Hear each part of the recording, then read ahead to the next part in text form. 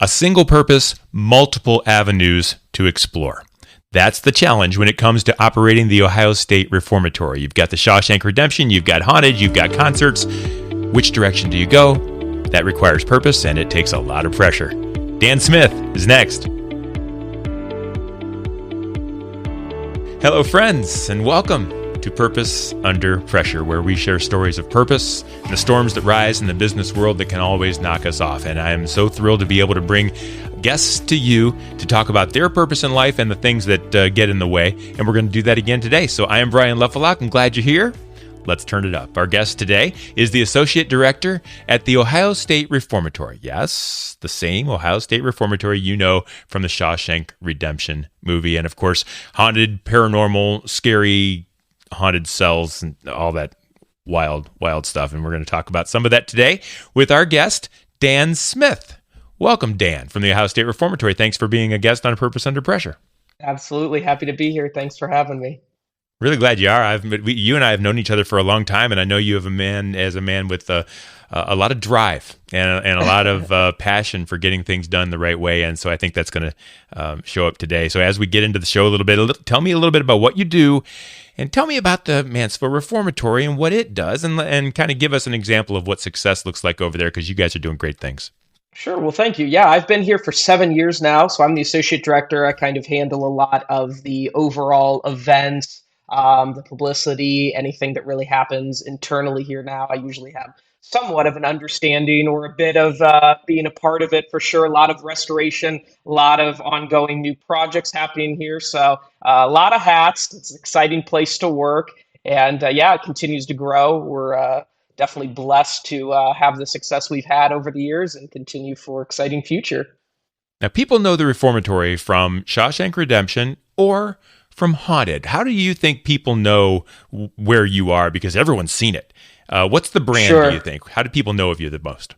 You know, it's really interesting. Shawshank is definitely the top. There's no doubt about that. But there is a huge level of people that are here for the historic portion of everything, as well as the paranormal. And now I would even say, because we have this huge rock and roll festival, our Halloween event here. So there's a lot of puzzle pieces to getting people out here. A lot of people overlap into different areas for sure. But Shawshank is definitely our biggest claim to fame. Still is. We get people at the gate almost 7 days a week. Christmas, everything you could ever imagine. They're out there. They just, they were driving, doing a work event maybe, or something along those lines. And they want to get a photo. They want to share it with their family. So it's really exciting to still have that drive and how much that film means to people throughout the world. And it's something we're very proud to be able to be a part of. And this has nothing to do with purpose yet, but I'm just interested as a fan, regardless of Shawshank or Haunted or history. What's the number one question you get from people that come through the doors about the location? Is there one that just stands out? There's a couple. The first probably would be, is it haunted? That's one of the questions everybody loves to know. And they usually then a question about Shawshank. So they'll either ask, are the cells there? Can I get an Andy cell, which unfortunately was all built in downtown Mansfield. That's been demolished since. But usually a question of, can I go somewhere from Shawshank, or is it haunted? Yeah, those are the two main ones for sure. Which are big questions. What's the answer with is it haunted? What's the answer that you give?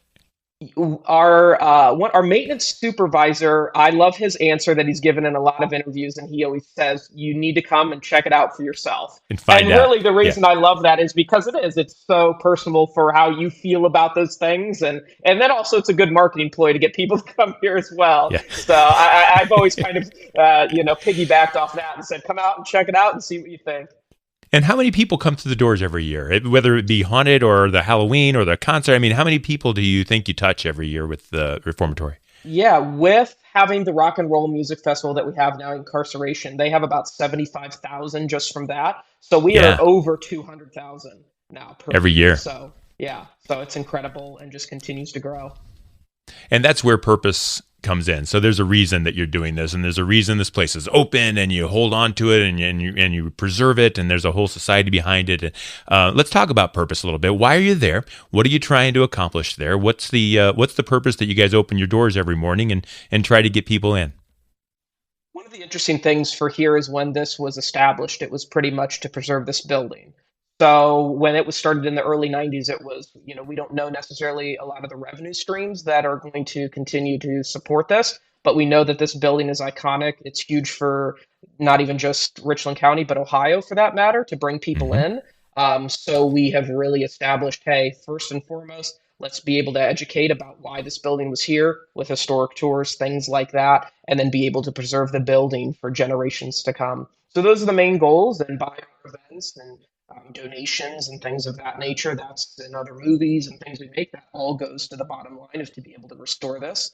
It is over 250,000 square feet. So, as you can imagine, there is a lot of work there that takes for people to, help save the building for sure. But one of the interesting things for me is I've always loved marketing. It's always been very much a passion of mine. I grew up in the local, went to OSU Mansfield, but then ended up in Columbus. And I knew that I wanted to come back in the area and be able to help market and just, help bring tourism in. So when this opportunity arose for me personally, it was one of those things that was just too good to pass up. So to be able to connect with great people like yourself and be able to meet all these incredible people around Richland and Ashland County and the surrounding areas, it's really been very impactful for me to see what's not even just going on here, but what's going on in other local areas to bring either incredible business in.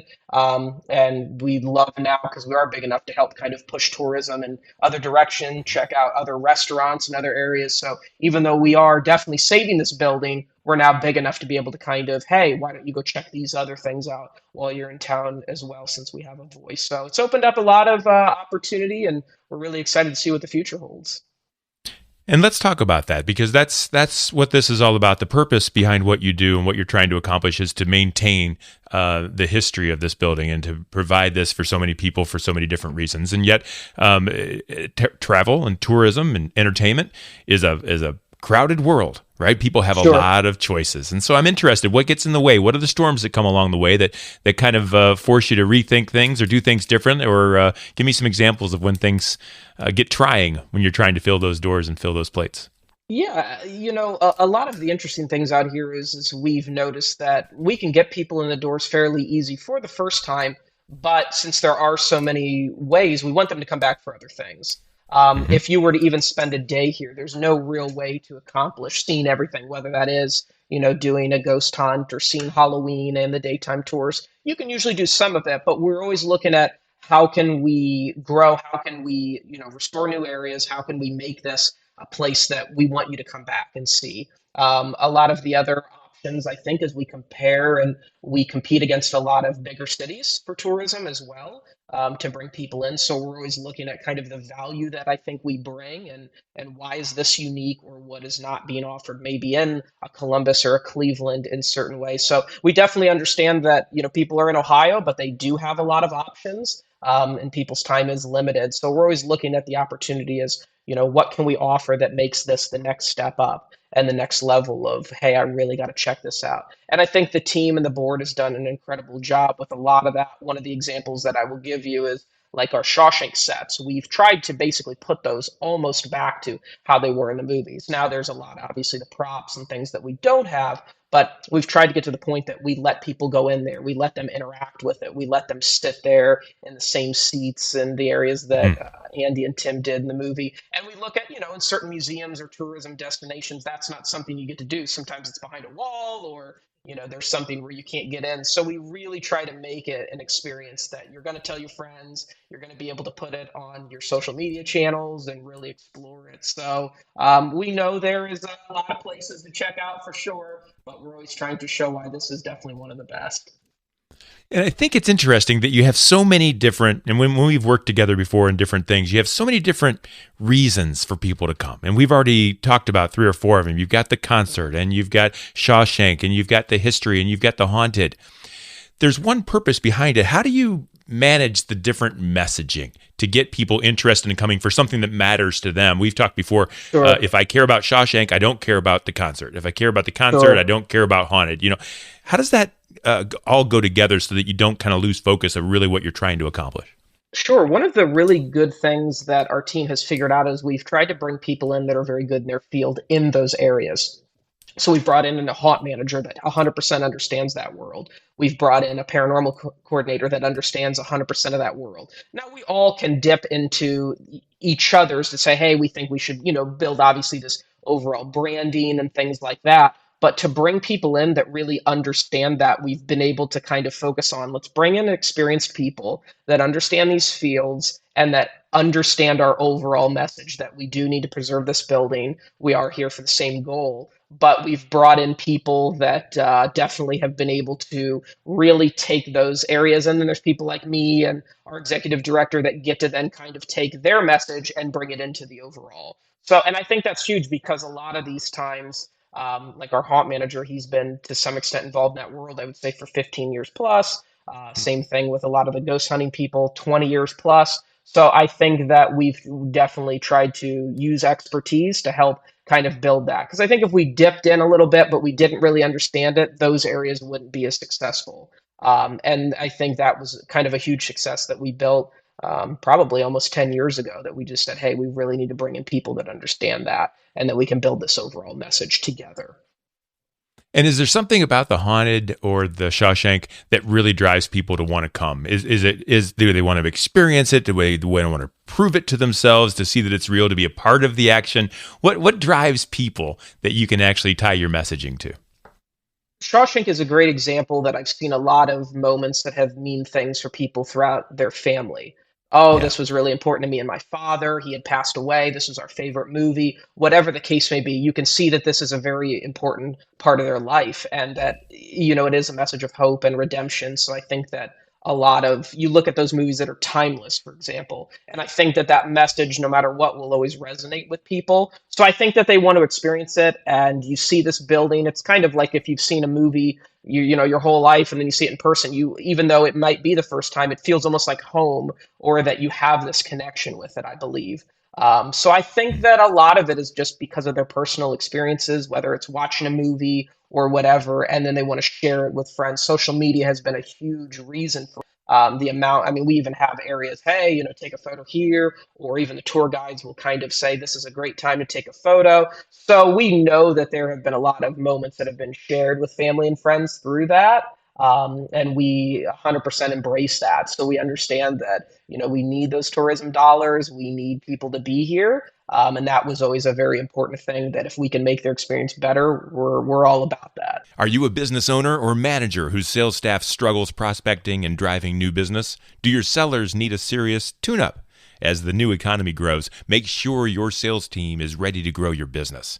The Ruby Group, a Sandler sales training facility, builds well-oiled, bulletproofed sales teams. Take control of your revenue success. Email mike.jones@sandler.com. That's mike.jones@sandler.com. And don't forget, in the trenches, we don't default to our level of expertise. We default to our level of training. I'm interested because you do need that to happen. Without the people coming through the doors, we don't generate the funds and we're not accomplishing our mission. What won't you, this is kind of where Purpose Under Pressure comes in. What won't you do?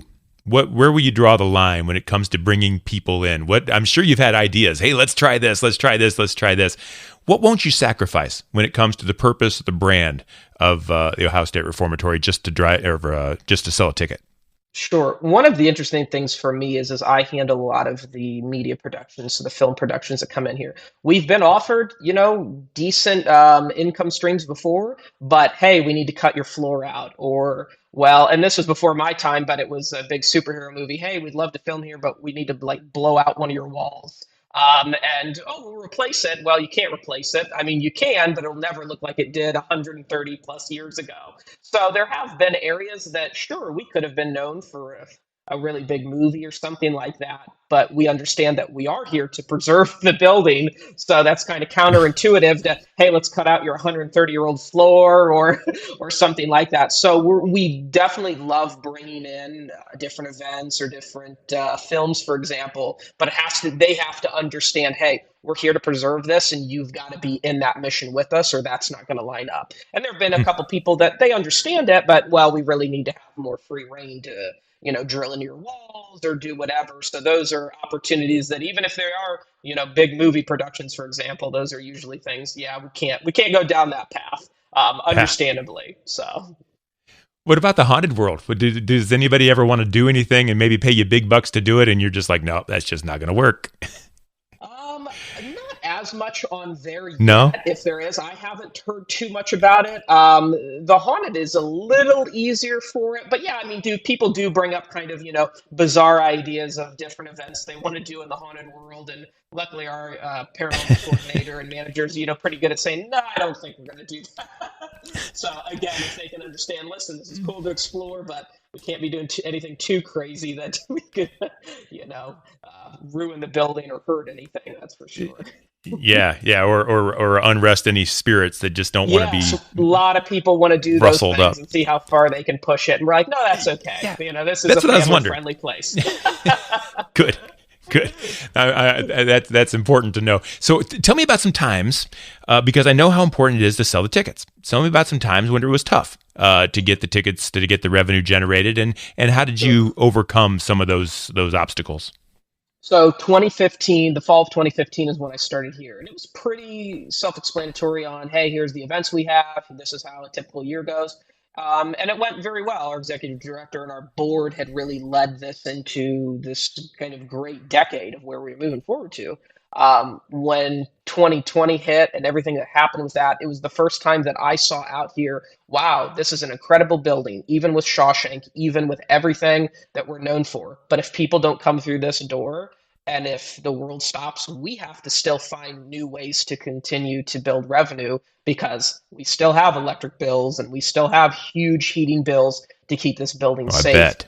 So that was one of those things that we learned and that I got to see firsthand of how do we create virtual events, virtual tours, things of this nature, digital content to create people to keep them involved, but maybe for whatever reason they're not accessible. And that was nice because I used to think, okay, well, you needed to be able to travel here to experience this. Well, what if you don't? We do have a huge drive and push from Shawshank throughout the world. I mean, we have the data to see, hey, there's people, trying to log into our website from or from Australia and Japan, and people that reach out. So we had decided, okay, well, let's look bigger scale at this point. And that was the whole team had to kind of almost reinvent themselves to understand that, yeah, we love feet on the ground and people exploring this, but what if that isn't an option? Or what if that isn't an option that we explored before and we can maybe, double, triple income if that's something that over the years and the decades that we do build into the virtual world and build into the virtual content, which we actually got to work with you on, which was great. And we're still working on some of those things and always looking at new ways for people to. I've always said I want everybody to be able to experience this building, whether it's in person, whether it's something you're doing through VR or online or however the case may be. How can you experience everything that's here? Because there's not that many of these. I mean, you're talking a handful of these historic prisons in the United States, even left in general. So we think that there's just a lot of ways that schools could use it, universities, a lot of ways to be able to explore it. So that was definitely the hardest that I've ever seen of everything through there to see, wow, without people coming through here, because it's not state funded. A lot of people believe it is. They think because some of the prisons that we know, the historic ones, they are state run. We're not. It's a 501(c)(3), so everything is based strictly on if we get grants and tourism dollars and everything. So we pretty much have to make our own money. Which there's pros and cons, I'm sure, to both sides. But the nice thing is it does give us the flexibility to look into new opportunities and new revenue streams. Which there is a definitely a nice a form of being able to do that. So Yeah, it's kind of cool that you can just do whatever you want. You make good decisions, but you can create and be very creative with your marketing efforts. There are one last question I'd like to ask about purpose and pressure. The purpose is to keep this place going and to maintain the history. That's what it's all about. Sure. What is it like to operate this place? You mentioned the electric bill. I mean, what are the challenges that you have to face in preserving the Ohio State Reformatory for future generations to enjoy? One of the things is, we have a great restoration team and we have a plan of what we want to do every year, but that is very easy to be able to be changed. So if there's, some really bad leakage on a corner of things and it's, hey, we got to change and move over there. So I think to have the flexibility with a team to understand, hey, we might have to change this tour route around. Hmm. because whatever, that roof may be caving in over there, and we need to completely change and fix. So the flexibility of the team, the restoration team, our executive director, and the contractors we work with to understand that we have to just kind of be able to move around as the building needs us, because it is just so massive to be able to keep up. And luckily, it has gotten easier as the years, as we fix more windows and do those things. But I've noticed almost every year out here where something, no, I wouldn't say major, but where there's a change to say, hey, listen, nope, everything, we got to push over here and move to there. So I'm sure that there will always be ongoing restoration. I don't know that there's ever a day. I've always made the joke, even if we get done, we'll have to restart it by that point, because it'll take 50 years probably. But it's incredible to see a team that is just willing to understand the goal, to say, hey, we're here for the building. So if we have to move and we have to change things around, then we'll do it, because we know the impact that it will make on future generations. To be able to be a part of something that we know will be here long after I'm gone is really an incredible feat. And I'm going to ask a question that might be a curveball, and you don't have to answer it. It's okay to Okay. ask, and it's okay Sure. to say no. I'm interested in an operating budget as far as maintenance, like keeping the place going, and how much money you need to come in on an annual basis to break even, that kind Sure. of thing. I would love to give you an answer. Unfortunately, that's all from our executive director. So I Yeah. don't know that one. So I'd love to give it to you, but As long as the no. doors are open, you're good. Okay. Yeah. And I always said, if he's smiling and gives me a thumbs up, I know we're good. If he starts like frowning and like, having his head down, okay, well, let's continue. So he's usually Yeah. giving me the smile and the thumbs up. So I know we're in Yeah. a good spot. And I know that it's more than a couple of dollars. I just know that I've been on those grounds, and I know how large it is, and I know that you've got purpose to make it go, but just a ton of storms and making sure enough people pass through and enough donations are provided and things of that Yes. sort to make it work. So congratulations on doing all that work and keeping that place alive. That's pretty cool. What are you most proud Thank you. about on a daily basis when you come and go out of such a historical location? When you go home and you say, it's a good day for Dan Smith, what's that about for you? I think the satisfaction of seeing the guests and seeing the impact of that, there will be people that will come back and say, wow, I came here 10 years ago. I can't believe how much work you've done. We just Yeah. got brand new elevators in through the entire administrative wing, and we've never had that for guests. So 25 years plus, we've never had that. And we posted that on social, and people saying, hey, I'm going to be able to now bring my grandmother there to be able to see this. So there's always those stories. There's always those moments that people are thankful for us, which is always very interesting for me, but they do have that connection here. So whatever that case may be, to see that they're thankful that we're working and preserving this, and just their happiness to be able to experience Shawshank, and Yeah. school groups to get to come in, and it gives them something different to do. And that's always the things that I go home with, of wow, this is really something to be thankful for. Yeah. And I know that you're open to so many different ideas and ways to experience the Reformatory and ways to tell your story. And so, as far as I know, you shoot videos, music videos and concerts and movies and tours and education. If someone wanted to reach out to you and find you and talk to you about different opportunities to tour or whatever it might be, how would they reach you, Dan? Sure. So the best way to get a hold of me is just through my email. That's dan@mrps.org. You can also reach out to us via the Ohio State Reformatory.org, and our contact information is there. So if you even reach out to our general email, that'll get to me. So that's usually the first step, and then we'll see if we can make it happen for you. So, folks, this has been fun for me. I've known Dan for a long time, and Dan is never flustered, as you can tell if you're watching or if you're listening.